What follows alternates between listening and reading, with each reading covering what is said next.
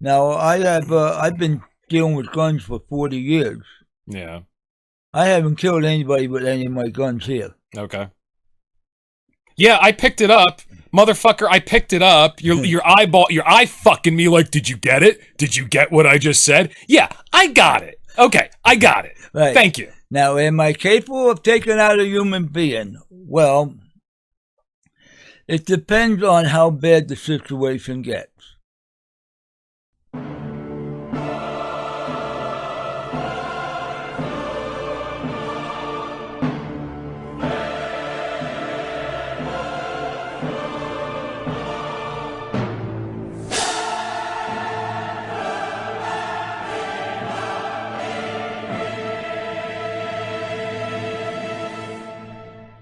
So either way you look at it, you're screwed. You don't think homeless people are free? I think they're free to make their choice, but I don't think they're free from the harshness of life. I don't know, man. When I look at the tent cities that they got going on, they're all completely drugged up, having sex on the sidewalk, drinking some beer. Kind of looks like a party. Right. But it depends on how you're looking at it. I mean, if you want to be part of that party, okay, it's a party. But but most people are looking for, or they're trapped into responsibility to appear to be normal. I don't know. If we're going to talk about what do you own, what is the value of ownership? Ownership to me is really about a collection of resources, and it comes down to power brokering. If you own, let's say you're Bill Gates and you decide to buy up all the farmland, well, what does he need all the farmland for? He doesn't.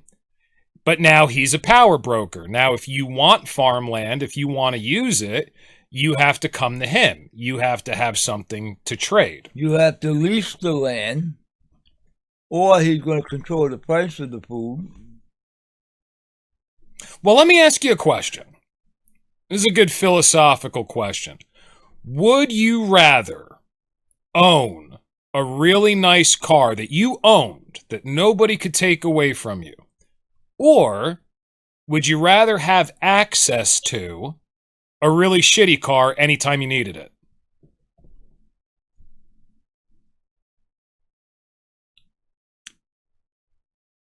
Nice car gives you a class status. Right. An old shitty car that runs gives you access to wherever you want to go. Right. It runs. Right. Yeah. It runs, but it's not pretty. Okay. So given the choice, you own a very nice car, or you have access to a really shitty car. Bless you. I think I'll take the old car. So is it important to you to own things, period? What's the importance of ownership? Ego.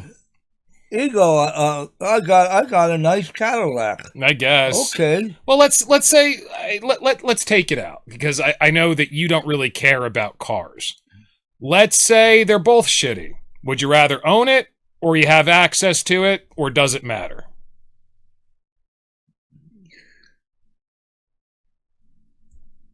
Well, if you own it outright, it's nice, but then again, it would look like a like an ego thing, like you're trying to impress somebody. I guess. Look at my nice car. But they're both cars, they both get service. Right. And one makes you look better than the next person. Right. This is something that's always... You remember when that WEF statement came out? You will own nothing and be happy? Yeah, I remember that. I was kind of thinking that's not necessarily a terrible thing. I think the real question is just who does own it. And if nobody owns it and it's simply there for use and you have access to it and it's there whenever you need it, really, what's the difference? Are you familiar with shit? I think his name is it's not Jacques Vallée. Are you familiar at all with the Venus Project? No.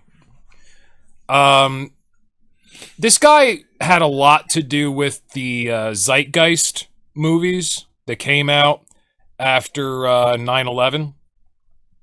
And basically, he's a social engineer.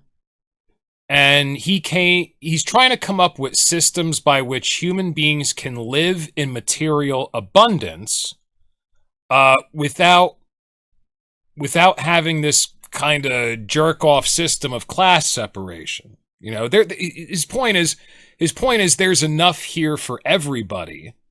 So why are we still in competition with each other? I think that's his basic point. That reminds me of the bicycle exchange in Seattle. Yeah. That they park the bicycles, right, and anybody could use the bicycle. Exactly like that. I think that's pretty much his point. Yeah. It's an interesting concept. Now, the thing that I think holds people back from accepting that is the secret of human nature, which is it's not important that you have enough. If it was important to people that they had enough, people would work as hard as they needed to get what they needed, and then they'd stop. But they don't stop. But the individuality that is in human nature stands in the way. Well, I think it's about everybody wants to feel like they're better than somebody else. So if, for example, if you and I had exactly the same amount, let's say our game, like most human beings, the game that we're playing is money. Right. We're playing money. Whoever has the most money wins. Okay. And we play the game, and we both end up with the same amount of money. $5 million. We both have exactly $5 million.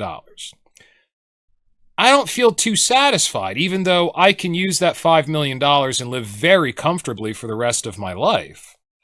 I don't feel as satisfied as I would feel if I took one of your millions away and put it in my pocket, because now I can say I won the game.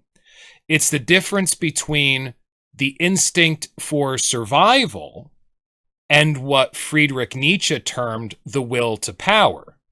Once you have everything that you need to survive, a new instinct, a new power dynamic takes over the human consciousness. It's about hierarchy. It's about seeing how high you can climb on the totem pole. It's an offshoot of the survival instinct.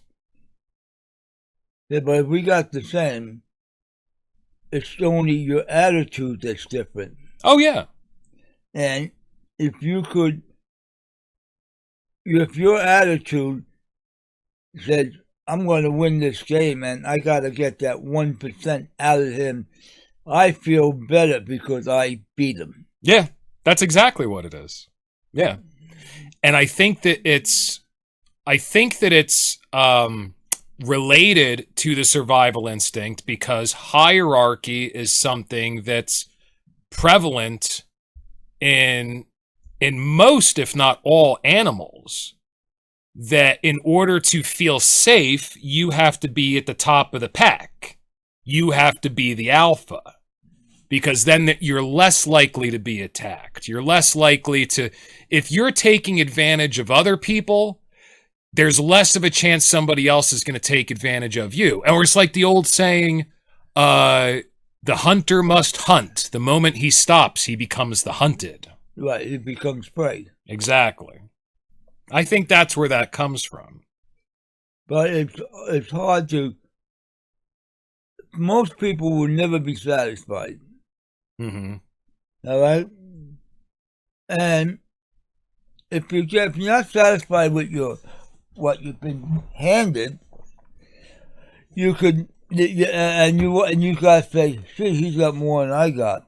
Or let's say, taking human nature, that, okay, when in younger days you're trying to hit the prettiest woman, all right, and that's your goal, to nail this woman. But once you win it and you got it, are you going to stop, or are you going to look for the next one? You're going to look for the next one. Of course. What, it's a conquest? Absolutely, because my friend might have a beautiful woman too, but I have 3. So I feel better. Oh, so it makes you feel better. I have more status. But what about people that don't have status? And they're on the low end of the ladder and they don't know anything about it, nor do they care about it, because they don't have the mentality to be aware of it. I think that everybody plays different games, and most of them are hierarchical games. But I think that people of different, especially socioeconomic stations, they end up playing different games. It's kind of like the old saying, the bedroom is the opera of the poor man. Yeah. You know, so I mean, that's your, if you can't afford anything else, that's your entertainment. Let's get between the sheets and let's have some fun, you know? Right. I'm not going to worry about and go out there and try to make more money. I'm happy with the bedroom. I'm happy with that. Right. All right. Poor people. Or you're in a situation where you can't advance, which is a lot of the world. There's nothing you can do to advance. So and America is arguably looking like it's going in that direction. I mean, that's fun. That's open to everybody. You can get in the sheets and have a good rumble in the hay or whatever, you know. But to what point? At what point does it become old? Everybody has to have a game. Everybody has to have a game. And I think the moment you stop having a game, you stop having something to discover, or you stop having some sort of interest. What if you have a level that you reach, and you reach your goal, and like the story said, what's next? What's next? Alexander wept when he found there were no more worlds to conquer. Right? And such is the spirit of man. Then what do? You gotta look for something. That's a good question. What do you do? I mean, you're more in that situation than I am. And if you remember when we went to that stupid barbecue at Kathy's? It was kind of one of the first times we met. Yeah. And I may have had a bit to drink, as is my habit. And you know, I got the sense from you that in a certain way you and I were going through something very similar. I had energy that I could put into something, but I didn't really understand, or it's not immediately evident to me that there's anything worthwhile for me to put my energy in. And I think I asked you a question like, what gets you up in the morning? You know, you're not playing any game. There's really no game that you're playing. Well, when you get up in the morning, what do you got to look forward to? Exactly. I won the game that I wanted to win. So now I get up and I look around and there is no challenge. My challenge is over and I proved my point. But now, am I going to go chase somebody else's dream? I don't know. What do you do? I mean, you can make yourself, you can place yourself at the disposal of others, and you certainly do that to a very large extent. And that can be a game in and of itself, but it's certainly not a game of acquisition like most people play. It's not the game the society's playing. Can I take advantage of people because of my financial situation is better than them? Can I take advantage of them? You can, and that's what most people do. But I don't do that. No, you don't. You're not interested in that game. So what game can I get into that will give me some fulfillment? Well, I know that you like to talk about the things that you've done, and you offer your advice, and I hear you on the phone all the time talking to your friends who are going through legal troubles Right. and telling them about your experiences, and be aware of this. This is the system's bullshit. This is the way they're going to try to fuck you. And you have people calling you up all the time for stuff like that. So it seems like, once you get to a certain point where you realize that all of these hairless half-monkey games aren't really fun anymore, where you can see through the motivation, where once they may have been a shiny new toy for you, now it's old hat. It seems like after that, the only thing left to do is to place yourself at the disposal of the needs of others. Now, what inevitably happens to certain individuals is nobody wants your help. Not they don't want my help. The question is, the advice I give them, they're not equipped on how to use it. I think what it really comes down to, and I've said this before, and I'm not blowing sunshine up my own ass or anything, but I have to have at least 6 beers in me before I feel like I'm on the same wavelength as any human being I come in touch with. You know what I mean? What did the 6 beers do to you and put you in what state that you could get on that wavelength? Well, I can only talk about my own experience, but I feel less self-aware. Everything feels a little foggier. Everything feels a little more interesting. It feels more novel. I become blind to certain things that I normally pick up, like, why'd this person just say that? Oh, that's where the motivation is. Why did he or she do this? Oh, that's the motivation. And I kind of become blind to a lot of those things, or, arguably, there's a voice in my head that's making this shit up. I'm not saying I'm incredibly insightful. I'm just saying what my experience is. That voice in my head that's picking everything apart gets shut down, or it's much quieter. It's easier to ignore. Everything seems a little brighter, a little newer, and seems like that I can just more easily engage with most people who are sober. I feel like I'm getting along better with them, and generally speaking, when I talk about this with other people that I've had these types of interactions with, that's the feedback that I get from them. They feel like they can connect with me better when I got about 6 beers in me. Acceptance? When they will accept you better? Well, they feel like, they certainly feel like, He's one of us. He's one of us. Gobbledygook. Oh, we got him on the same One wavelength. of us. Gobbledygook. Right. And so the reason why I brought that up, though, is to say, I don't think the reason why certain people get to a point where they're done playing the humans' games. Okay. The reason why, and you're saying, okay, I'm going to place myself at the disposal of aiding other people, or for whatever their needs are, if it's within my wheelhouse, and then you find out nobody wants your fucking help, they don't want anything to do with you. I don't think it's you're not down there with them doing the things that they're doing. You know what I mean? I'm not part of the group. I'm standing out. Their goals are no longer your goals.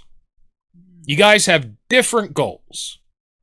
So, I mean, you can be, let's say, hey man, let's say somebody wanted to start a small photography business.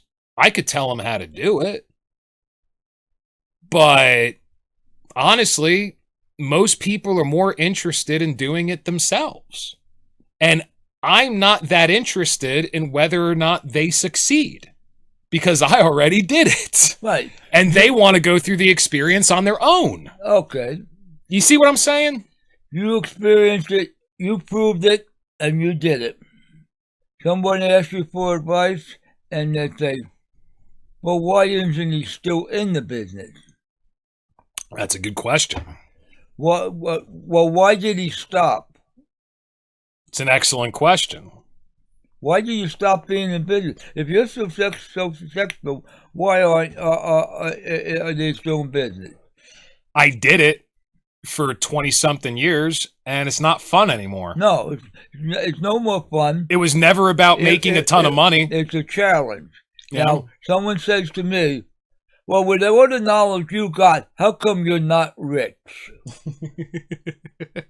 That's a great quote. I love that. I'm not rich because I'm not playing the game. Right. But they can't see that. Right, because it's the same game that everybody else wants to play. I remember I was, when I was 17 years old, I was working at a gas station in New Jersey pumping gas. It's illegal in New Jersey to pump your own gas. Now, every time we had $200 cash, this is back when gas was cheap enough you could pay cash for it. Every time we had an extra $200, we had to put it in the safe. Right. Now, I must have not put it in the safe properly. It must have been hanging out of the little shaft that they had, Right. because one of my deposits ended up missing. Now, I ended up at the police station, and I was telling him, listen, I don't need the money. I still live with my folks. This isn't, why would I put myself in a situation where I'm in the police station over $200? It didn't make sense to me. But to him, the detective, was, some things people always want more of. So Right. you have motivation Are you buying dope? Yeah, that could be it. They probably did that. That could be it. Are you smoking weed? Now, he didn't ask me that directly, but that's a good point. Like, you never have enough money if you have an addiction. That's true. I mean, we can see how much money Hunter Biden spent on drugs and hookers by his ATM withdrawals over 5 years. It was like 1.5 million or something like that, and that's on record. So that's a good point. But from my perspective, I was like, why would I risk getting in trouble over $200? I have everything I need. I'm 17. I still live with my folks, you know? But his point was everybody always wants more. That was his way of thinking. And that's most people's way of thinking. Like a lot of stuff that I give information away free. And some people said, if you're so damn smart, why aren't you charging for your information? As if giving something away is a sign of stupidity. Oh, is it? Oh, I'm saying, like, that's their attitude, right? Their attitude is, if it comes too easy, or if I get it for free, it can't have any value. No strings. Yeah. You get something with no strings, and you say, well, it can't be any value because she's giving it away. Like it's like all the survival food, and you have 400 years of non-perishable survival food in the compound here. Literally 400 years. You may have went a little overboard, Harry. A little bit. A little bit. Now you're at the point where you're trying to give it away to church pantries and stuff like that, and they don't trust you. You get a bunch of raised eyebrows when you walk in, and they're sitting there. What is it, poisoned? What is he trying to do? It's very strange. And you just want to help people out. You told me a story about trying to give somebody a car that was like that, right? Yeah. I had a car that I couldn't sell, so I ended up, okay, I went down to the church. I said, I got a car. I'm trying to sell it, but I want to give it away. It's running. It's an old car, but it's running. And I put it on the board, and 2 hours later, the guy called me up, and I gave him the car. Here, take it. Okay, it was a little funky car. It had the flag on the hood. You had your IRS flag painted on the hood. And the women came down, and they needed it. They got 3 kids they got to take down to the mailbox to meet the school bus. Take it. Here's the key. Here's the papers. I'll sign it over to you. And the girl was so happy because she did it for the kids. Right. She needed it for the kids. Right. Now, But I thought you told me a story about you trying to give away a car. Yeah. And somebody got very suspicious. Yes. Yeah. Tell me that story. Someone came and I wanted the car, and they took a look at the car, and they started up. They drove it on the block, and they say, "Are you sure you don't want no money on it? Is this car stolen? Do we have false papers on it?" I said, "No, I just don't need it." It's crazy, right? Yeah, it's crazy, but they didn't trust me. They didn't know me. Right. Now, when my wife died, I had 40 boxes of clothes. I had to go all the way down to Stroudsburg to the nursing home to give it to them. Right. I went to several places, and they didn't want to take the clothes. They didn't. Why didn't they want to take clothes? I don't know. They wondered why you got 40 boxes of clothes. Did you steal it? Now, so clothes, and where did you go to try to give them away? A senior citizen center. Oh, okay. And they're mostly sweatsuits, and they wear them. Why didn't you just give them away to the Goodwill? No, Goodwill is not. Goodwill don't give the clothes to people. They sell them. Yeah, but they're cheap as fuck. Yeah, I know they're cheap, but then again, I figured I'd rather deal directly with the people and give it to them direct. I gotcha. It was just like Goodwill. If these people need it, it's here, it's available. Right. But you know what? When you give things away and there are no strings, you got relieved of the responsibility of having it around. Sure. Yeah. And do I have too much? Yeah, I do. But I don't even have any idea of how much goes through my hands. That's a gift. Sure. If I want to give somebody something, I have the free will to do it. Yeah. Yeah, and it's not gonna. It's to somebody else's benefit, which makes you feel good, and it doesn't take anything away from you because you have more than enough. And I think that's a wonderful thing, but I think that the reason why it causes people pause and they don't trust you is because it's just too fucking easy for you, and you have so much of this stuff. So I think that people don't trust others that are not engaged in the same games that they are, because it's I mean, I guess it's the same for us. If we can't tell what another person's motivation is, it's difficult to trust that person, isn't it? Yeah, but if you gotta know what their motive is. You have to know what their motive is. Now, it's easier to have someone that has a business or something, they give something away. Now, these businesses give away toys for Christmas time, but they're not doing it just because they're doing it. They're getting a hell of a write-off for it. Sure. And that's what they're doing it for. Yeah. They may not tell you. We can see, but you and I can see the motivation. I can see it because I know what they're doing it for. But everybody thinks, oh, they're such nice business people. And it's easier for people to accept if a business is doing it.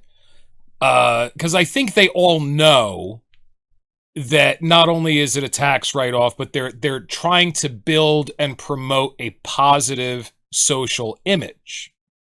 You know, they do their giveaways very publicly, whereas somebody like you don't have a public profile, so they can't see your motivation. Your motivation to somebody who's still playing let's call it the acquisition game, the profit game, to somebody who's no longer playing that game, your motivations to them are completely opaque. They don't know what to make of you. And I think that's the thing that causes them to be afraid, to be distrustful. Well, what should they be afraid of? Fear? Fear of what? I don't know. What kind of fear they got? I don't know. The food's poisoned. There's smallpox on the sweatsuits. I don't know, man. We can make up a bunch of shit. Yeah. It's funny. But when you know that you're just trying to do a good thing, it's funny to think about. It's funny for us, but to them, it's very real. I also know one thing. there's a thing called karma. And I know when I start giving things away, somehow, by some miracle power, whatever, I get hit again and I get stuff that's been given to me and I have to give it out. The more you give away, you find the more that you get. And you know what? I don't want the responsibility of having a warehouse. Right. If some people come to me and they want something, like Alan wants a car for his friend. His friend's got $1,000. He asked me if I have any cars. I said, yeah, but I'd put more money in my car. And how much does he got? He got $1,000. $1,000, you can't get much. So I go up to this woman here. Does she want to sell her car? Here's the guy's phone number. Right. We try to give Willie's car away. Mm-hmm. Willie, for some reason, because they couldn't tow it to Alan's house, Alan had to pass it up. Okay. Alan's got my tow bar. I'm not worried about it because I know where it is. Mm-hmm. So I gave him the tow bar, and he should tow it with his car. But he should have took it. Right. Now, if it was me, and I was down and out, I'd say, okay, here's a guy who wants to give me a car, but is it unsafe to drive it?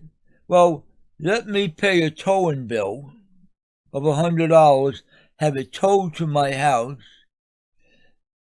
and I'll get the car. Right, sure. So it cost me $100 for a car, well, hey, listen, and I'm going to take a chance on. If you need a car, $100, that's nothing. That's nothing.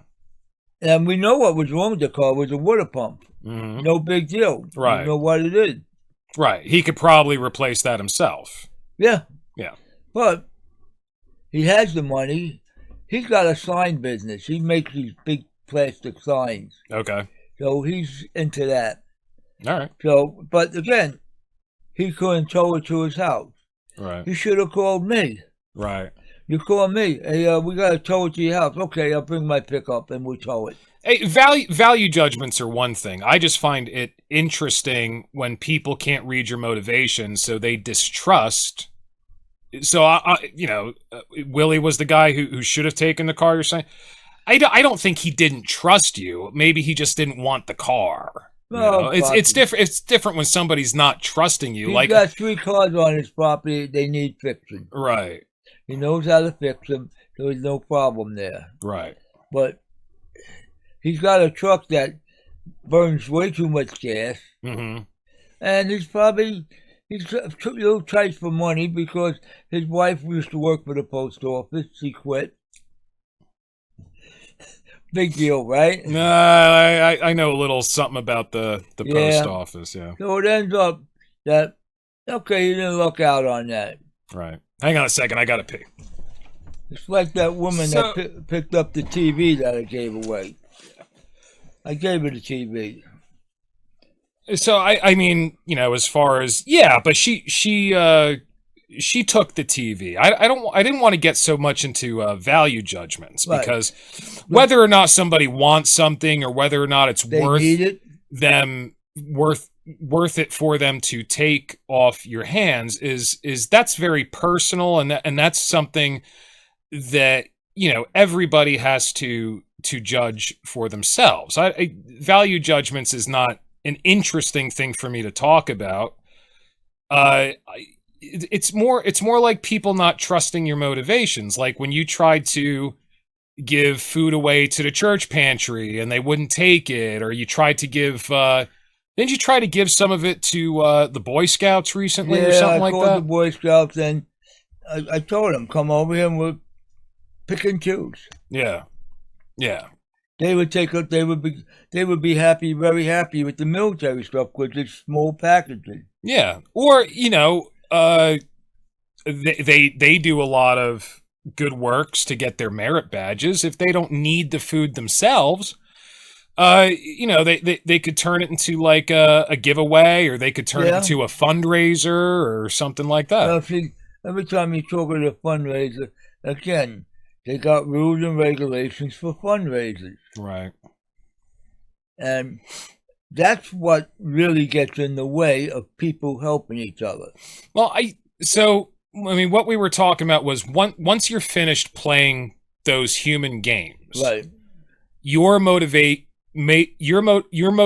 to others who are still wrapped up in those games, your motivation becomes opaque. They don't know how to read you. So I'll give you a really good example from my own experience. After I was finished with my photography business, I had to let it go during the pandemic, and I was thinking to myself, I probably didn't want to pick it up again. I had done it for over 20 years. I was finished, but I found an opportunity to manage a boutique photography studio in Tennessee. And they did the old timey photos where you dress up like cowboys and whores. Let's be honest, you dress up like cowboys and whores. The ladies dress up as whores. That's what it is. And and they had a bunch of different sets. They had like some saloons built in the studio. It was a nice big studio, and the costumes were beautiful. And then they had like the weapons and the props and everything, and it was really cool. And and I went there and I took the job. The funniest thing in my memory about this job, because we had all the prop guns and everything, and it's in Tennessee, there's a huge sign on the door, no firearms, because you could easily confuse one of the prop guns that we had in there with a real firearm, and so I always found that really, really funny. But I mean, my motivation for taking it, the money was okay. It wasn't great. But I realized like I still enjoyed portrait photography. This was something a little unique. It was going to make use of my skill set, but we were doing something that, was different than I had done before with the costumes and the props and everything. I was like, this will be a lot of fun. But more than that, it was the fact that I was going to be able to share my experience and my knowledge with young up-and-coming photographers. And I thought that that would be a tremendous amount of fun, and I thought that that would be very fulfilling for me at a late stage being a teacher in my career. Yeah.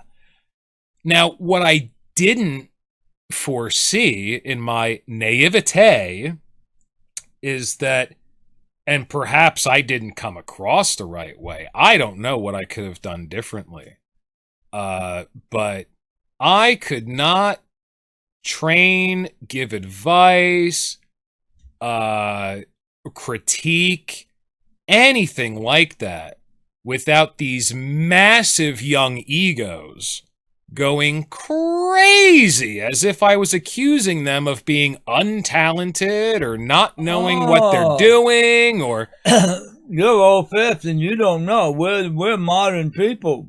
I think it was more like they felt like I was trying to get a one up on them to satiate my ego by critiquing their work, even though that's the position I was hired for. That's my job. They were acting like I was just trying to make myself feel better by putting them down. I'm done with that game. That game is old. That's a stupid game. That's an old hat fucking game that I realized was not worth playing very early on in my life. If you get the games out of your life and you get down to your basic, what's actually in you, you're going to find out that you don't have to play those games. Those are people that are insecure, that try to prove something. They carry an ego with them. They think they're smarter because, you're an old man. You don't know what you're doing. Okay, I may be old, but I got the foundation. I got the basic facts of what the whole thing's about. And we all have egos. I mean, what you just said there, that was a very egotistical statement. But I know you can't teach somebody something if they don't want to learn from you, or I don't know whether they're threatened by you. Well, I think anybody is more satisfied with something if they learn on their own. But I mean, a lot of people go to school for shit, but once again, that's transactional. You're paying to be taught. Right. So they feel okay with it. You know, it's okay, well, the teacher's critiquing my work, but I'll tell you what, he obviously, or she, is not trying to one-up me because I'm paying. That's what they're here for. Whereas in my case, I was a hired-on manager for doing exactly that. But somehow, because they're not paying me, they're making money for being there, somehow I must be playing ego games with them or something like that. Well, it's very hard to look at someone and not think they're playing a game either. I guess other people's motivations have to be clear before you can trust them. I think everybody has that. Yeah, unless you look at somebody and you really sit back and you look at them and say, okay, let me study them, guy, and let me get in depth. Okay, he's doing this, he's doing that. What's his string? I can't find a string on that. Gee, I've been looking, and he's just doing it, and he don't care if it goes away because it's like of no value to him. He's just giving it away, and where's the string? There is no string. I don't understand it. Right. I don't understand why he's giving it away. Right. Yeah, exactly. Maybe they gotta look and say, oh, look at all the rest of it he's got. He's got more than most, and he's giving it away with no strings. Maybe he's trying to level out he's very happy on what level they're at, and he's not looking to get ahead. Why should he get ahead? Ahead of what?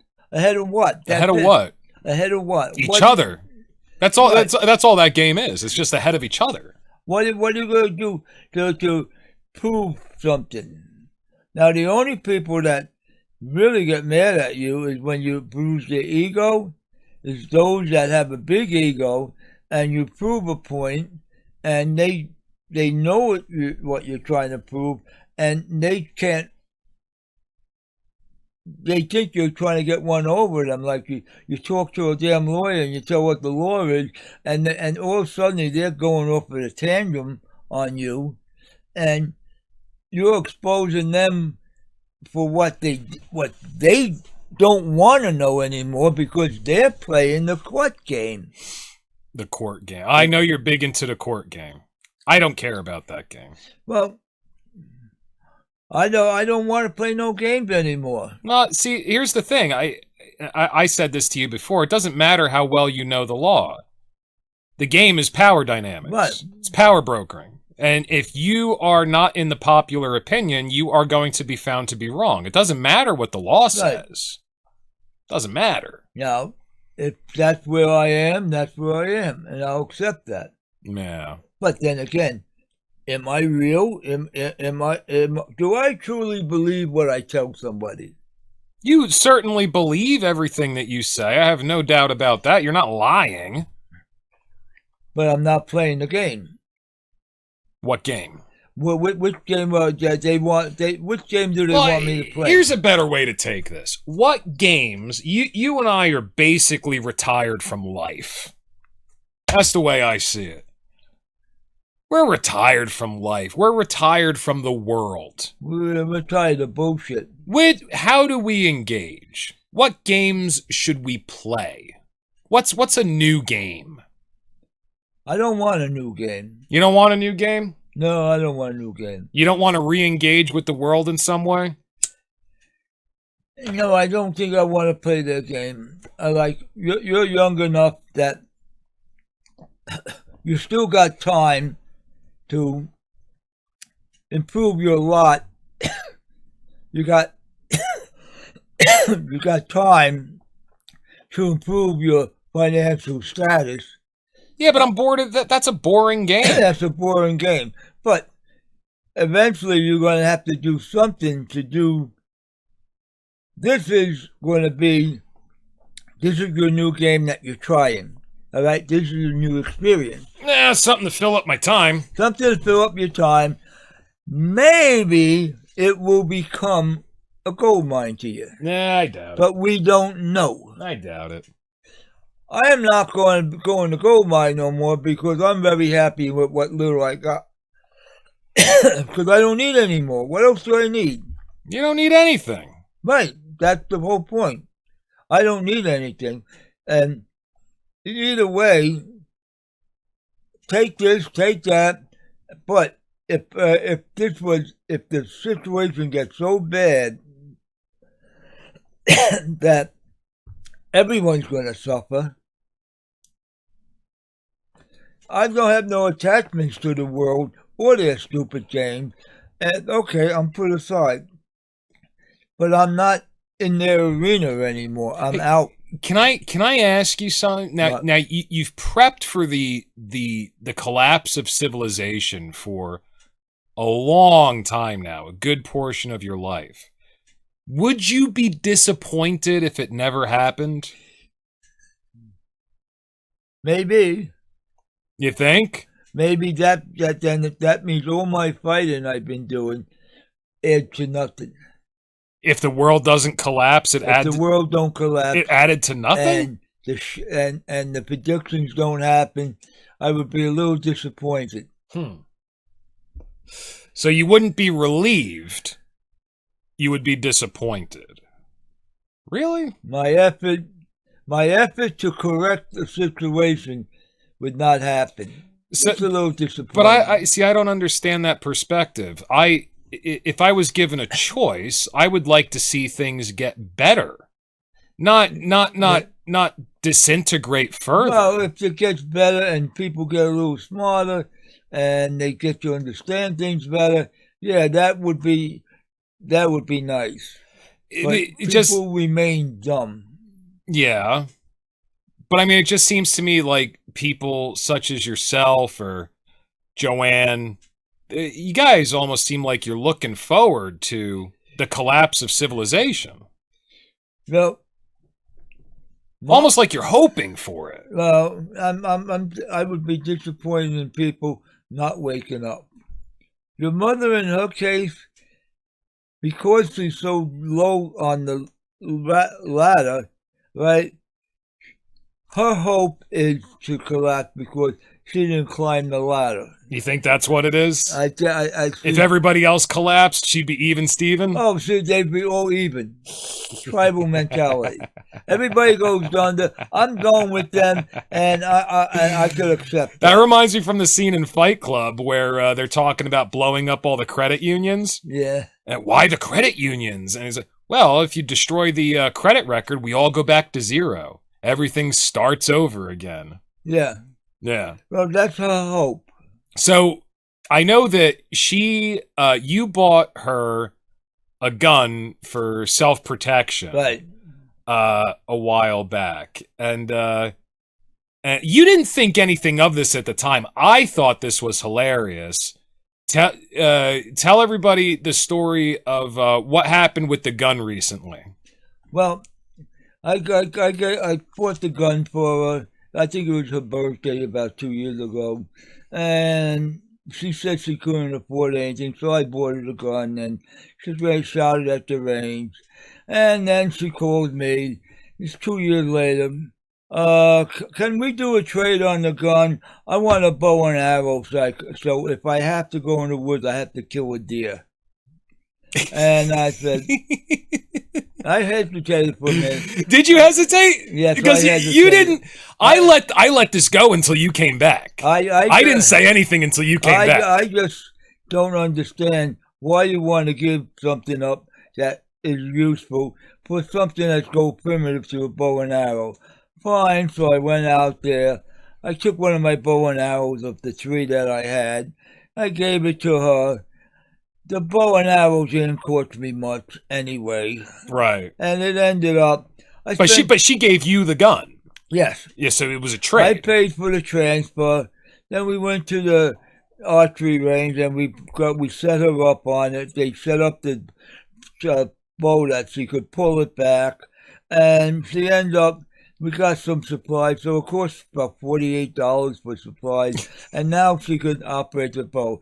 And then she said, "Well, now I can learn how to shoot and kill a deer, and if I have to go in the woods, I could feed myself." So, this is somebody who, like you, is thinking like civilization is on the precipice of imminent collapse. Now, I done it in my younger years, so I'm old and I can't walk in the woods like I used to. And I did kill a few animals and butcher them. But here's a woman, 60 years old.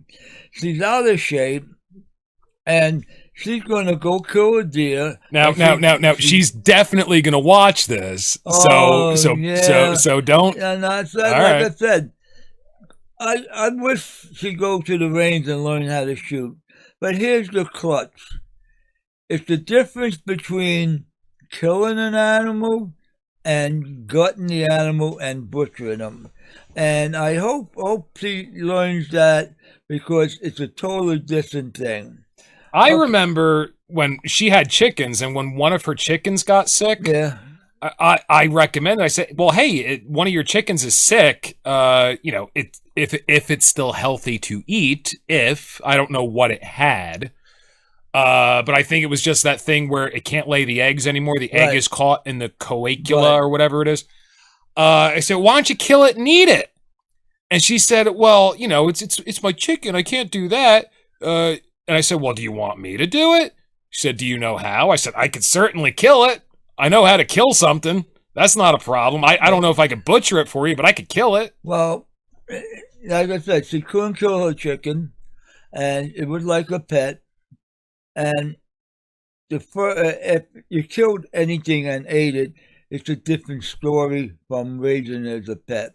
Yeah, I understand that. But do you think that she would have the mentality to be able to kill a Bambi in the woods? Or her back would have to be against the wall so bad that your tummy would be hurting from going hungry. Right. And then the experience of trying to butcher it,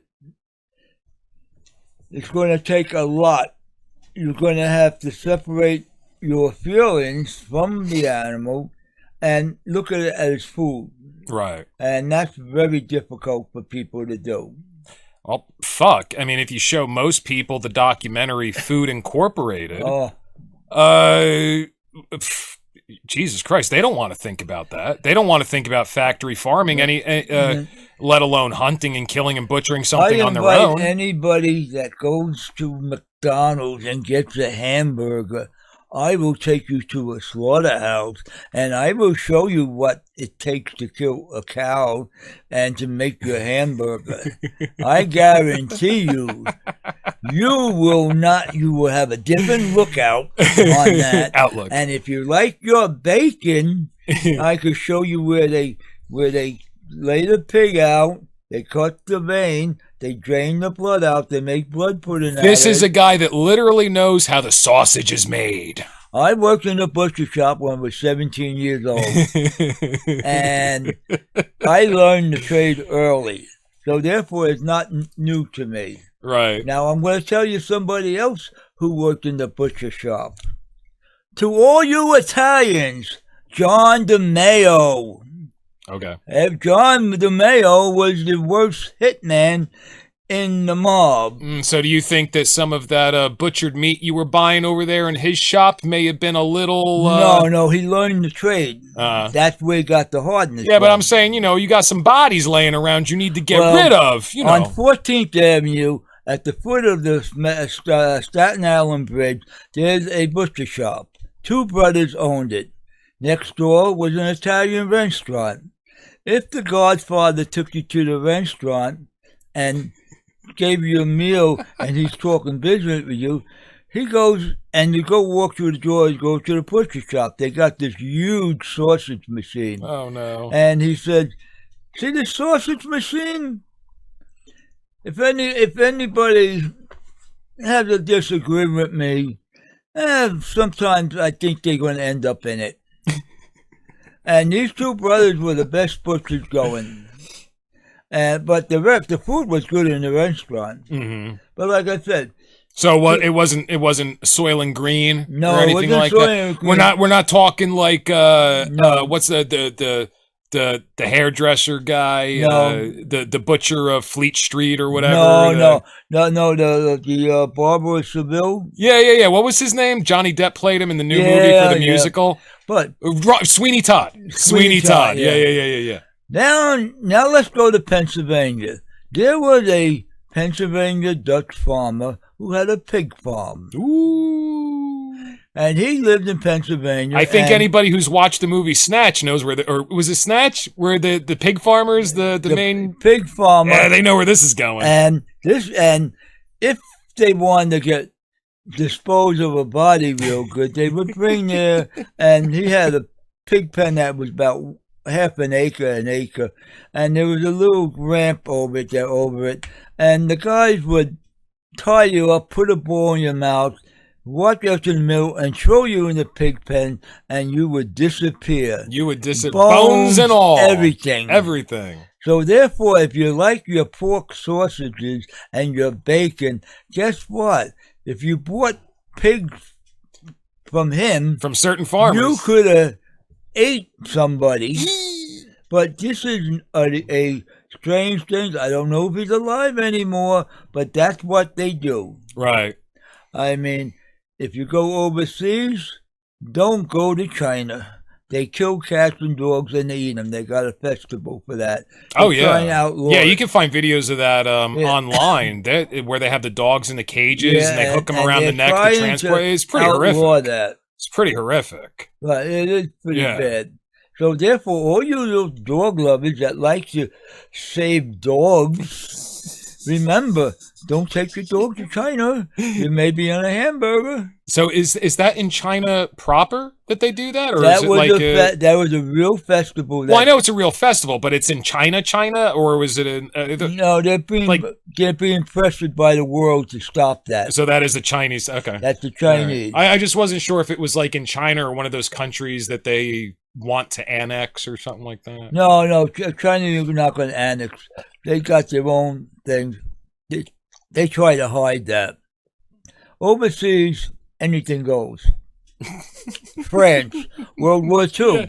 Yeah, the United States of America is certainly the law and order of the world. Yeah. Now, if you're France, they eat horse meat. Yeah, well, we've been doing that for centuries. That's called mutton. I mean, mutton and sheep. Yeah, mutton, sheep? Mutton and sheep. I thought mutton was horse. No. No? No. Oh. Mutton is sheep. All right. Sheep or goats. You know what? Most people don't know where their food comes from. Mm-hmm. So, like I said, I invite anybody that won't go to McDonald's. You want to see where your cow comes from? Okay, that's where your hamburger is.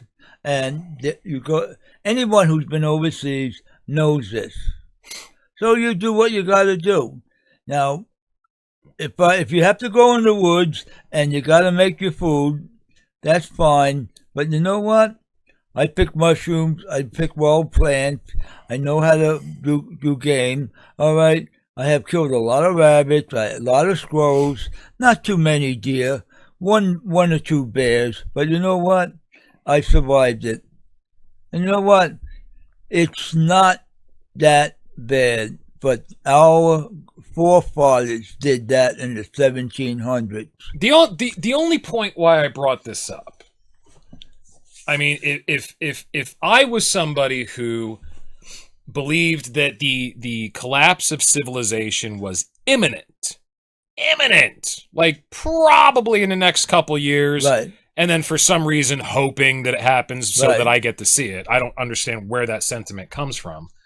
But if I was that person and you came along to me and you said, hey, Hatman, you think the world's going to end? I got a present for you. You can choose one of two things. Here's a bow and arrow, and here's a gun.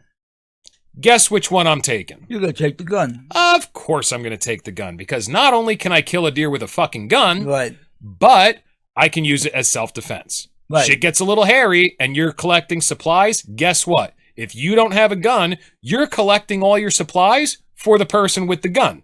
Because they're going to come along and say, hey, asshole, nice supplies. That's mine Well, now. here's a good story. This is a true fact. Manhattan Firearms School on West 4th Street. All these rich people were taking their guns in a locked case, going to range and shooting at targets. Mm-hmm. They had a targeteer permit. They couldn't carry the gun. They put the gun in a case, they lock it, they walk out. Some thug from some undesirable neighborhood comes in and sticks a Saturday Night Special in their face. Give me your case. Wow, you were just dog whistling pretty hard there. No, and then you go to one police plaza, and you report your gun stolen. And the first words out of the cops, how come you didn't defend yourself and keep your gun? Does that make sense? I don't have a carry permit. So therefore, then they pull your license away, and you got to fight it again. Well, I don't know anything about that, but that sounds a little messed up. Here's a good question. How come all the mobsters got guns, and you never hear them going to jail for a gun rap? Well, I'm sure that sometimes they do. It's a $10,000 lawyer that gets you off. Well, once again, the only crime in America is poverty, right? Right.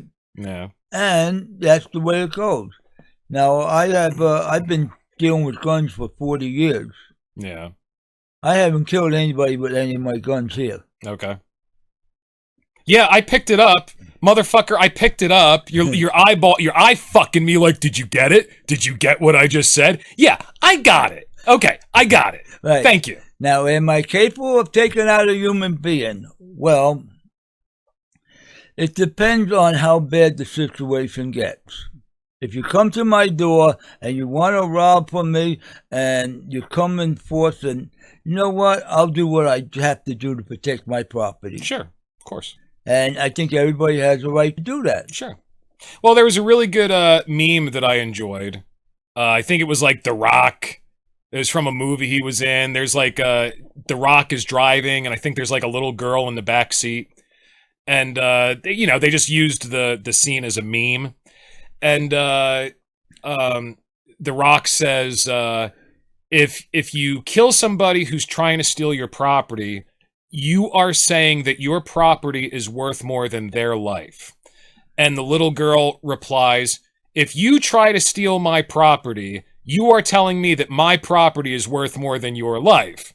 And then, The Rock looks all like, oh, I didn't think of it that way. Oh, from the little girl. Yeah. So it was a funny meme, but it's an excellent fucking point. Stop. Don't take my shit. I mean, if you're going to put yourself out there, I mean, theft. Hey, listen, man, if silence is violence, theft is certainly violence. Well, if you're going to take somebody's life, you got to make a choice. You got about 4 seconds to make a choice. It's you or me. Yeah. And if I got the means to stop you, I will. And as far as the whole thing we were talking about with Joanne, sorry, Mom, with the gun and the bow and arrow, I just thought it was funny. I'm not trying to get down on you or anything, but listen, once you get to the point where you're hitting that bullseye consistently, I will, I will certainly apologize. And then once you get to the point where you can sneak up on a deer and kill it, I will eat my hat. If I ever see you, no, I'm serious. I will. If I ever see you, take your crossbow. It's a crossbow, no, right? It's a regular compound bow. I'm sorry, a compound bow. That's what I meant.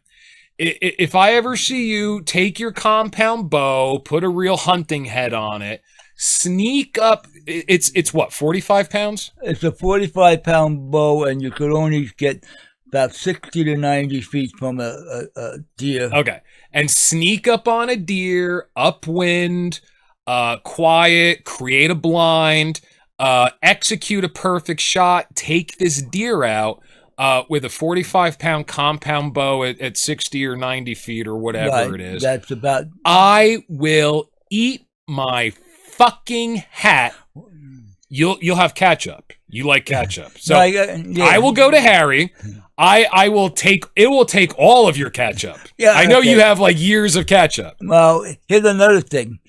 If she does that, I will gladly come down where she got it, and I would have to teach her how to do it, how to butcher it. That's nice. That's how very to nice. cut the sex organ off, the knife all the way up to the neck, cut the neck, break chest bone, pull out the throat out there, take out the heart and the liver, and then drop everything else, and I will teach you how to do that. Wow. If you could survive that, pretty cool I will offer. give you a steak dinner anywhere you go. Cool offer. And you know what? I will come to that dinner and I will eat my hat.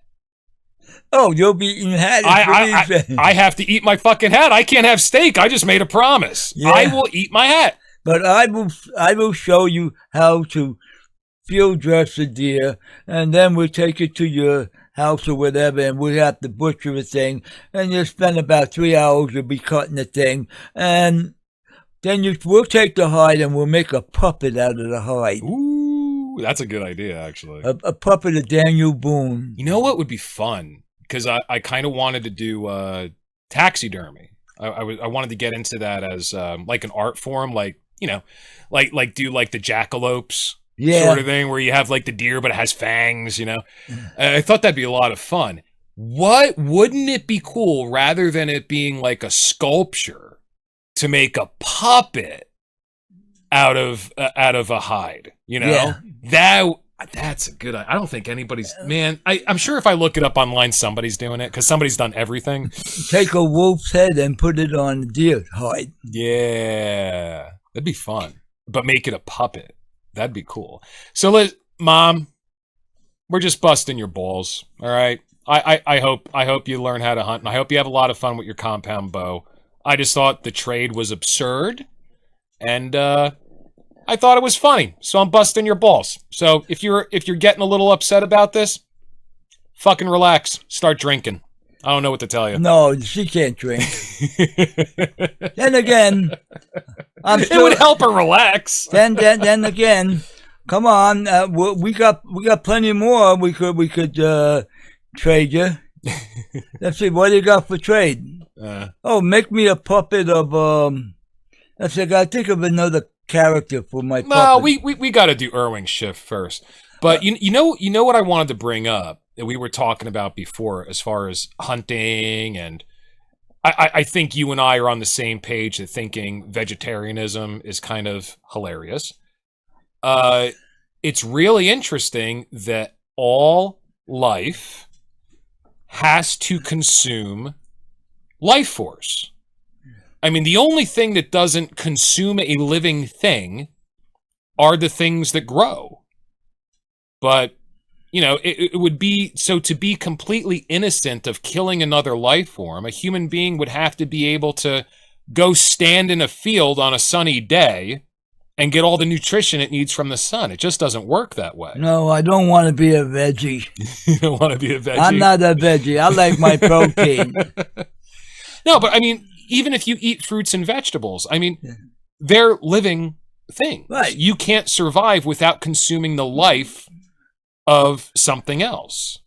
And we were talking about how, you know, you can't eat inanimate matter. You know, we can't eat rocks. We can't eat dirt. No. You know, you have to, there has to be a certain vitality to whatever you consume in order for it to give you vitality. And you seem to gain more vitality the higher on the food chain the thing is that you're consuming. And don't forget the insects that in some civilizations they consume. Sure. And now they're talking about putting insects in our food. Isn't that lovely? Yes, they're in the Cheetos. They're putting crickets. Crickets and Cheetos? In Cheetos. They're grinding it up, and they're calling it by a scientific name, and they're putting it as a filler in Cheetos. I think we just broke Joanne's heart again, because that's like her favorite snack food. Oh, Cheetos? Yeah, this whole episode now we're like kind of shitting on her.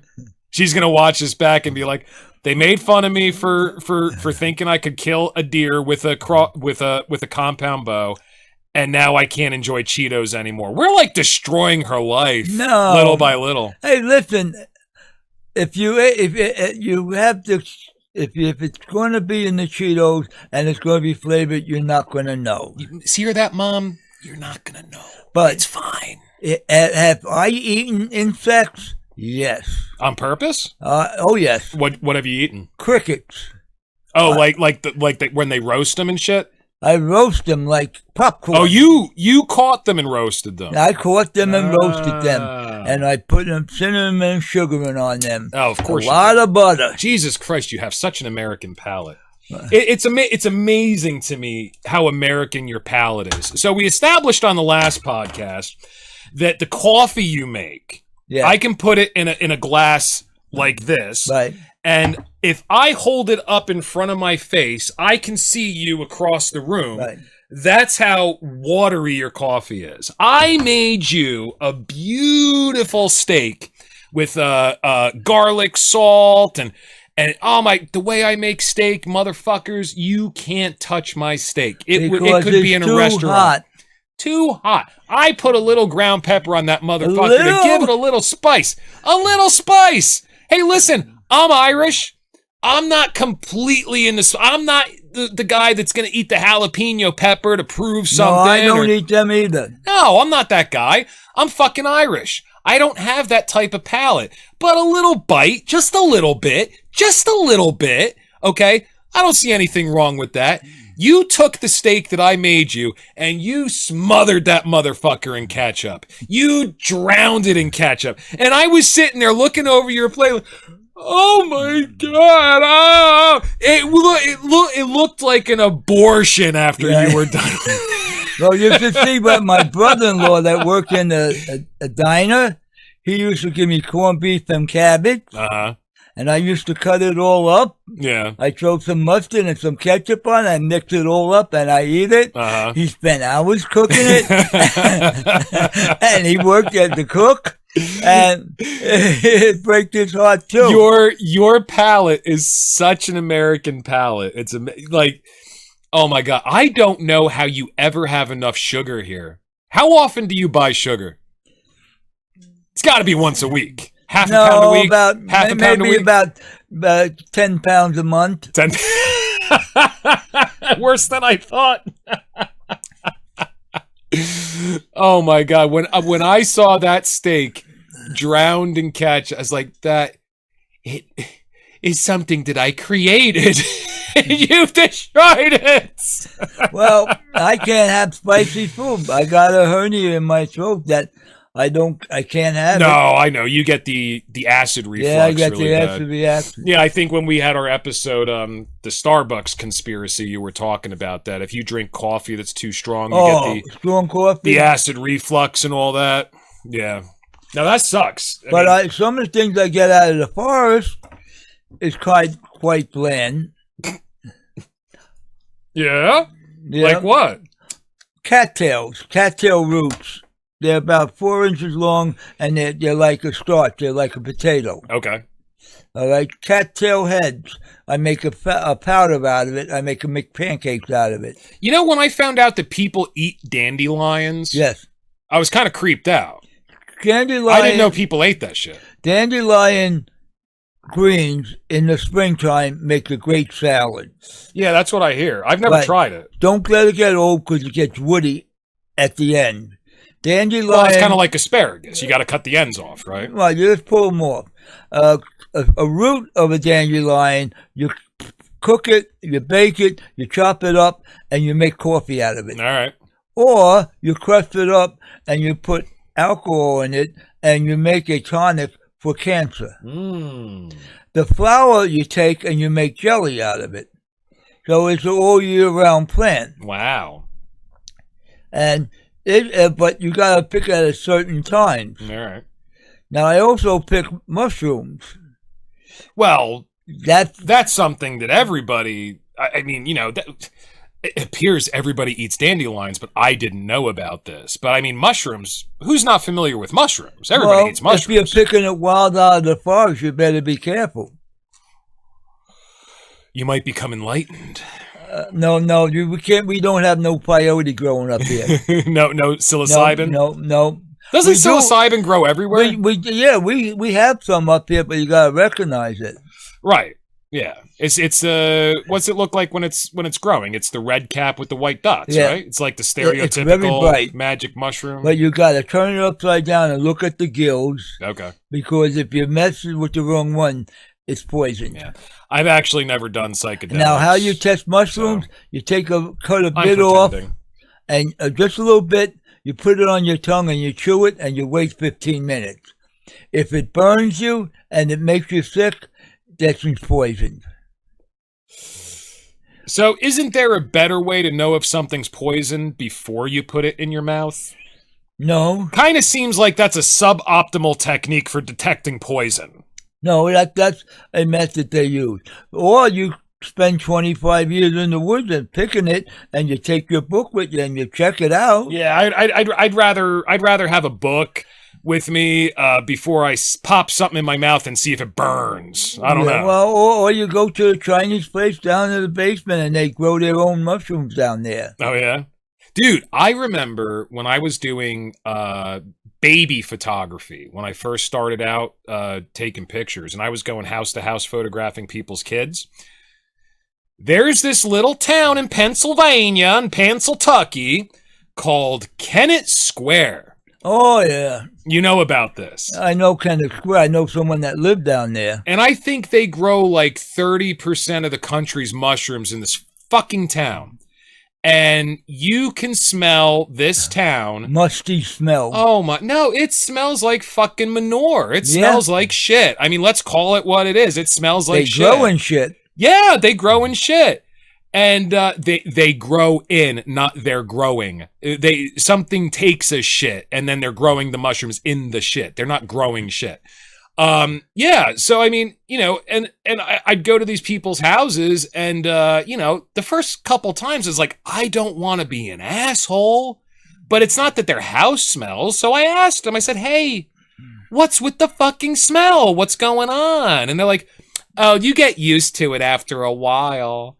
And I was like, oh, do you? How delightful. How long does that take? Do you want to get used to the smell of shit? Is that something you're proud of? Well, I'll take you to Pine Island. Pine Island is in northern New York, like right in New York-Pennsylvania border. As you drive up there, this Pine Island runs between 84 and in upstate New York. It's just like going to Middletown. Luce is the onion capital of the world. Okay. And it has such black dirt, you could actually smell that odor from the black dirt. Does it smell like shit? It's very musty. A musty smell. That's what you said about Kennett Square. Yeah. I'm assuming that when you are confronted with shit, your interpretation is, ooh, that's musty. No, go camping in a swamp a little bit. That smells like shit too. Yeah. And you're sitting there going, my gosh, that's musty. But these are the places, and they grow the best onions all around the world. Oh yeah, I'm sure. But this is what the farmers do all the time. Fact is, what do farmers do? They wear muckers on their feet, but they're nothing but boots, and they always walking in muck, cow shit. Yeah. Dude, I couldn't deal with that. A dairy farm, you go to a dairy farm, a cow's eating. Yeah, cow shit doesn't quite smell like, can it? No. Jesus Christ. So I had a friend who, he's an artist, and he's the type of guy, he's pretty successful, but he doesn't, you know, you have to be like fucking famous to earn a living as an artist, but he gets a lot of residencies, so he gets to travel around the world. They say, hey, here's room and board for a couple months, create some new work, whatever. And he ended up in, I think he ended up in Holland for a while. Tulips. Well, no, it wasn't the tulips, but apparently in Europe, they use human waste in order to fertilize their farmland. Right. And he said the smell was can you imagine the smell from human waste being used as fertilizer? Now, maybe it's different in Europe because they eat better. Americans' diet is fucking foobar, okay?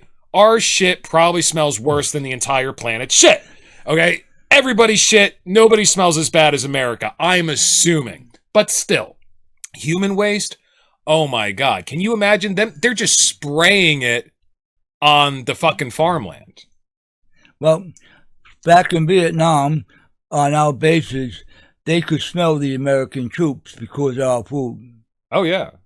Oh, well, we have all these immigrants in the hotels and everything. And this is a story Tim Dillon was talking about on his podcast. They're interviewing these immigrants that come over, like, how we're trying to acclimate you to America. How are we doing? Whatever. Now, these are people that are immigrants. I mean, they are escaping a terrible situation to come here. They had nothing bad to say about America except for one fucking thing.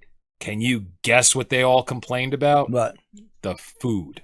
Oh, well. They said, I can't eat this. I don't feel comfortable feeding my children this. And we're all sitting here probably going, what the hell's the problem? We're giving you Pop-Tarts and hot wings. No. What the hell's the issue? They eat natural food that comes from the jungle. They're used to eating natural plants. Well, they're not eating garbage. No, they're not eating no garbage. I mean, I don't want to make it out like everybody from Mexico is, a fucking a tribal hunter-gatherer. Right. They're not. They have supermarkets and shit, but they're not eating the garbage that we have here. We have too much chemicals in our food, preservatives. It's nothing but chemicals. Oh, my God. Well, like I said, your mother makes bread. Right. The bread starts growing after 3 days. It starts mold. Right. Because it's real natural bread. Right. Her bread is good and tasty. Well, that's the other thing that my friend who was in Holland said. He said, not only can you smell the farmland everywhere, but you have to buy food every day. Right. Because you can't store food. Right. A day old and it's already starting to rot. Well, you take a loaf of white bread here, you put it on the shelf, and you come back 2 months later, it's still white bread. Well, there might be a few specks of mold on it, but you can cut around that. Most of it's still good. Yeah. But the homemade bread, 3 days, that's it. Yeah, it's gone. It's gone. Did you ever see the experiment that they did with McDonald's French fries? Yeah. A year later, there's no mold on it? Right. It's completely mummified and fat. Because it's got all those oils that they fried it in, act as a preservative. But if you took made your own French fries and you put it in some canola oil and just cooked it and put it aside, within 48 hours you're going to see it turn. Right. Yeah. But of course. they got so much chemicals in the French fries. So you people who like the French fries in McDonald's, you're eating chemicals. It's crazy to me. It reminded me, because I don't know what chemicals they put on it. Right. Now, I do know that there's the reason why chicken McNuggets at McDonald's are so expensive, like relative to the rest of their menu, is because the preservative that they have to use in McNuggets for some reason is silver. They actually use powdered silver in their McNuggets as a preservative. And that's why they're a bit expensive. But, I mean, I went to the Mutter Museum, the Museum of Death in Philadelphia. And they have what they call the ossified woman. So this was a woman who died in a house fire, and now they have her in a glass coffin so you can see the body. She was so overweight, her body is permanently preserved because it was cooked and it ossified in her own fat. So she is permanently preserved. And when I saw that time-lapse photography of the French fries from McDonald's, I don't know what chemicals they put on it, but I was kind of thinking it was the same thing. is just an ossified organism. No, they have down in Georgia. They have the police department, and there's also one in New York, in Staten Island. They got dead bodies and they put them there, and they just let them deteriorate naturally. Are you talking about like the body farms for the FBI investigations and shit? And they actually measure the degree of deterioration. Yeah. Yep.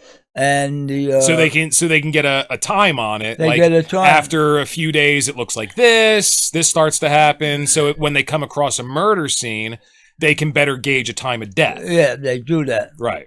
And there have been some battles back in Europe.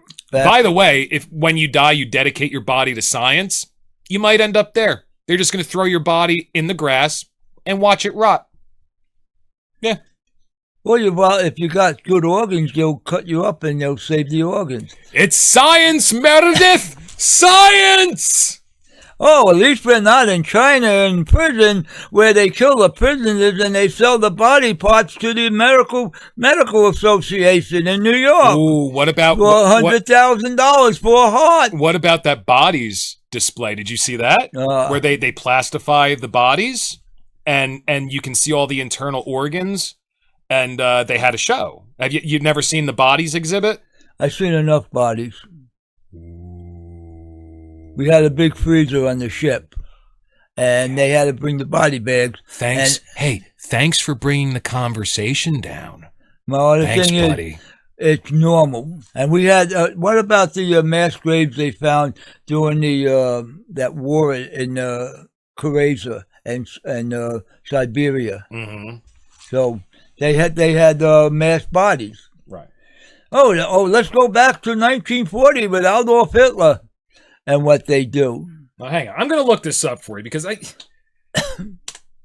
sitting there trying to talk about China here and the bodies exhibit. You're like, well, I've seen enough bodies. What are you trying to do to me, man? Yeah, I know. You've seen dead people. I feel for you. It is what it is. All right. Here you go. All right. Let's go like this. I want to. So this. Pretty wild. That's a real body. They plastify it. Okay. And what, with ash?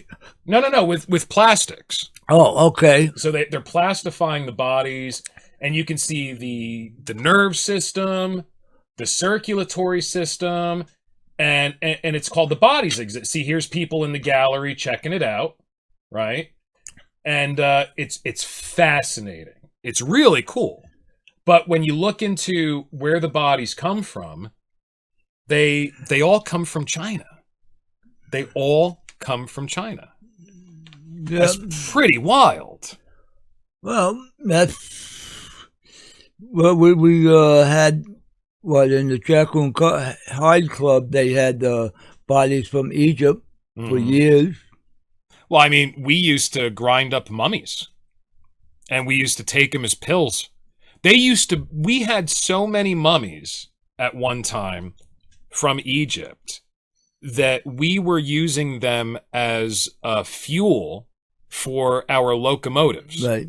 We were shoveling mummies into the furnace. And when you grind up the mummies, you got calcium, and calcium is part of your bone structure. Mm-hmm. Yeah. I don't think that's a reason to take mummy pills. But for some reason, I think it was in the 1800s, that was very popular. They'd grind up mummies, and people would take them as like a supplement, almost, like a vitamin. Yeah. That's weird. But hey, listen, if you run up to Alaska, you're not the top of the food chain anymore. Mother grizzly bear that stands about 6 foot over you, you become the prey. Yes, but what about Pompeii? Pompeii, when they had the ash, and they formed the bodies, and you still got the body, and the ash just frees the bodies like that. Oh yeah. Well, I mean, a lot. Did they find preserved bodies in Pompeii, or was it all like the shadows? No, it was actually preserved bodies from the ash. Preserved bodies. The ash went on there, melted the skin, and the body stayed in their shape. Interesting. That's crazy. I know we found a lot of murals where the paint was still on because it was preserved You in ash. about when Pompeii was the largest whorehouse in the border? Was it? Yes, it was. First of all, is this Greece? What? Is this Greece, Pompeii? No, this was the Roman. This was Roman? Roman. Okay. They were the house of the bad girls. Ooh. And this is what the Catholic Church has been trying to hide for a long time. Really? Why? Why? Because they don't want to be associated with Pompeii, and what it was a recreational area for the Romans. Yeah, but the Catholic Church and the Romans are two different things. They just happen to be in the same Catholic spot. Church is the byproduct of the Roman Empire. Byproduct of the fall of the Roman Empire. Yeah. But I mean, if Pompeii was a giant whorehouse, well, it wasn't church sanctioned. No, right? It wasn't a church sanctioned, but it was a recreational area, like going to Vegas. So it was the Las Vegas of Rome. But didn't Pompeii? Wasn't Pompeii destroyed long before the formation of the Roman Catholic Church? Was Pompeii. The year was destroyed. Yeah, I don't know. How many billions of bodies have been destroyed since 100 A.D.? Oh, we don't know. There's more dead people than there are alive people. What's that great line from a song? You're dead longer than you're alive. It's more dead people. Yeah, no, this is what we are. We are all going to go to the ground. The worms are going to get your skin. Your bones are going to be there. And if you're in a box, you're lucky. But then again, maybe 60 years you'll be gone. Not in America. I think everybody in America is probably pretty well preserved. Well, because of the chemicals they eat. Yeah, exactly. So, I mean, it's kind of like the question, like, hey, like you asked me earlier today, you said, if you had to, you could eat a human being. I said, sure, but I'll tell you what, my first choice would not be an American. No. I'd prefer to eat different nationality. Yeah, well, Japanese proved that in World War II. They were cannibals anyway. The Japanese in World War II? Yeah. How so? They killed the pilots that were officers, and they cut off their cheekbones and their legs, and the officers got to eat meat. Oh, you were telling me about that. And if any World War II veteran, go ask your great-grandfather. That's interesting. And ask them that question. That's interesting. Or ask your great-grandfather when they got to the camps in Germany what they saw. So the Japanese, if they shot down an American fighter any pilot from America or from Australia, and they were officers, right? And they're the only ones that they could behead because they were officers, and then the guy in charge of the camp used to cut off the cheekbone and the leg for meat. So were they only eating the meat of officers? Yes. They were only qualified to do that. So who got to eat the officers? Was it just everybody? No, just the guys in charge of the camp. So it was just officers eating officers. Right, because it was a warrior, and they were on equal terms. So the regular soldiers did not get to participate in this? No. Well, that's a fucking hierarchy, isn't it? Yes, it is. That's interesting. They had some kind of system back years ago, and the guys with the swords, and they were the hierarchy of Japan. Yeah. Interesting. And they took the commander of that camp and 13 soldiers, and they hung the general, and they put the rest of them in jail for life. Yeah. Did you ever see shit? What was the other set of movies? They had Band of Brothers. That was about the Iwo Jima? No. There was another movie about the Pacific. What do they call it? The stage? Midway? Pacific stage. No, it wasn't Band of Brothers, but it was Black Sheep? No, it was about the other one. It was about the Pacific. What do they call it? Pacific. Jesus Christ, what do they call that? It's not called Stage, is it? The Pacific. It could have been Saipan, Imajima. No. It's a series. It's a series. I'm talking about a television series that they made. It's really good. Baba Black Sheep. No, Papa Boyd. it's not the one I'm thinking of. I'm sure it's good. Shit, I can't remember the name of it, but yeah, I mean, they have a scene in the show where the guy's like, I mean, he's so jaded and so fucked up from all the stuff that he's seen. There is a dead Japanese soldier leaning against a rock with the top of his head, just the top of his head, like above the eyebrows, cut off. I guess they scooped out his brain for fun. And it's raining all the time, so he has a puddle in his skull. And the guys are just sitting there seeing if they can throw pebbles into his skull. And he's, yeah. And he's sitting there like, you know, dead, but like just kind of staring at them. And they're throwing pebbles into his skull. Fucked up scene. Always remember that. I remember when my father told me about the seagull and crocodiles taking the Japanese soldiers off the beach. When they drove all the Japanese soldiers on the beach line, Yeah. these 30-foot alligator crocodiles came up there, was grabbing the Japanese soldier and dragging them out into the ocean. Oh, Jesus Christ. Yeah. I mean, I guess if you're going to war, you kind of expect to die, but I don't think you expect to go like that. No, not like that. Not like that. That's crazy. So all the veterans that have been to war, congratulations. We survived. You survived. You did your duty. Don't be ashamed of it. You did what you had to do to absolutely. survive. And you did it for your family and for your country. Absolutely. And I don't want to see no young people ever go into that situation because we know what it was. And that's that. And all the veterans, I think you deserve a lot better from this country. Absolutely. No, I agree with you 100% there, too. I think that's a good place to stop. That's an uplifting thank you to everybody who did what they felt was the right thing to do and took a lot of courage to do it. I wouldn't do it, but nobody would want me to do it. So we subscribe to the New World Order. Please. Yeah, I gotta start asking people to do that.